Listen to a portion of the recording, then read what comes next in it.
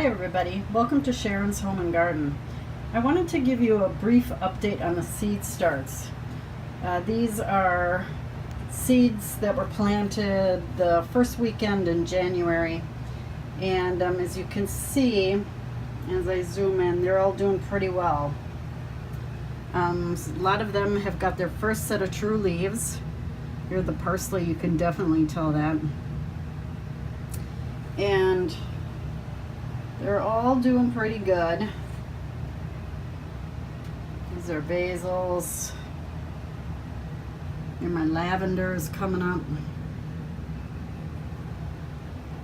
Lavender's a little slower than everything else. And these are those little tiny Tim patio tomatoes.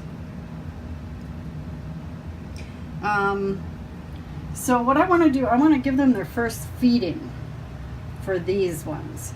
Now if you look over here, these are the flats that are going to germinate slower. There. This is celery.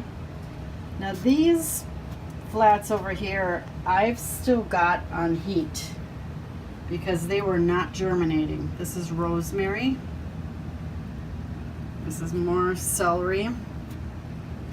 And this is strawberries. These are the Temptation strawberries. These alpine strawberries did not germinate at all. These alpine ones did pretty well.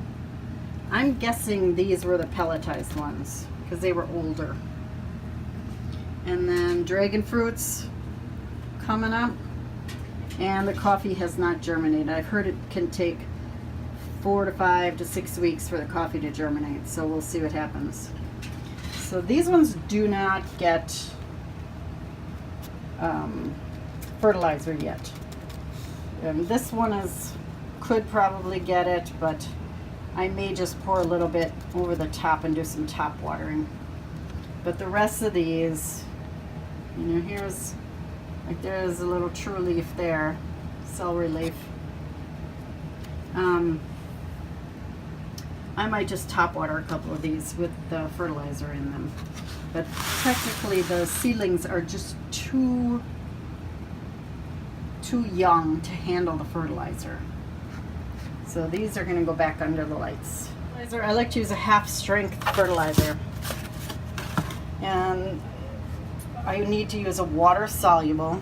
You can see there that says water soluble plant food. And you want about a 5-5-5 because 10-10-10 is regular strength. I don't know if it's on there. 5-5-5 is what you want.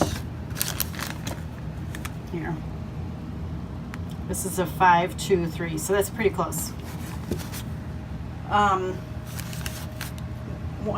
You can also use fish fertilizer.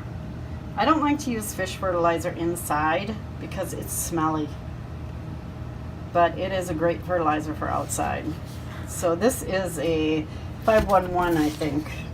Yep, 511. So this one would be fine too. I'm only going to make a half gallon here. Notice I have it in a container with a line through it so I don't accidentally fill my dog's water dish with this. I don't want any residual chemicals in there. And then I'm doing a half a scoop. It's usually 1 scoop per gallon.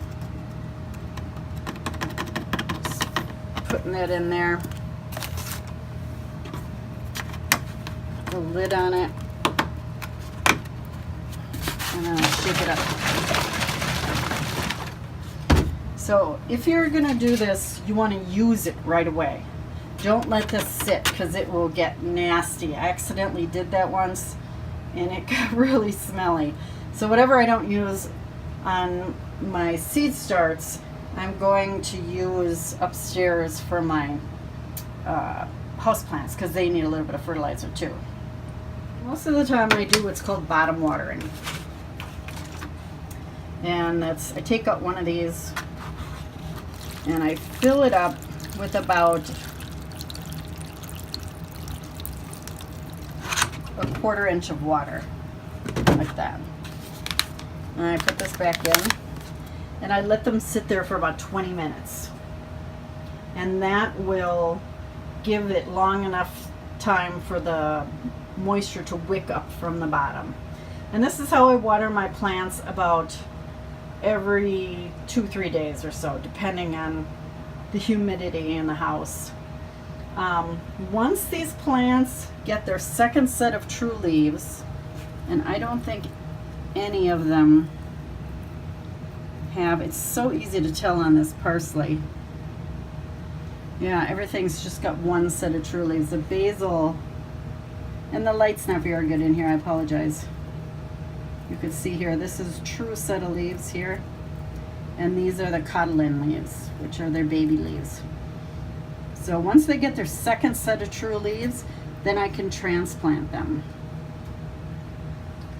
But for right now, same with the tomatoes. The tomatoes are pretty close. So here's the first set of true leaves. Here's the baby leaves. See the baby leaves under there? Codlin leaves here. First set of true leaves, second set of true leaves. These are just ready to be transplanted. I'll probably do them next weekend, just to make sure. So once these are all soaked up, they can go back under the lights, and I would fertilize about every 2 weeks while they're inside. Remember, when they're in here, in your garden you can fertilize, you know, I still fertilize every 2 weeks on the garden, but here they're in a captive environment, so I tend to not fertilize too often because you don't want to over fertilize, and you might accidentally do that. That's why you don't use a full strength fertilizer, because these are pretty tender seedlings. You don't want to burn them out. So thank you for watching. Hope you enjoyed this update on my January seed starts. Have a good day, everybody.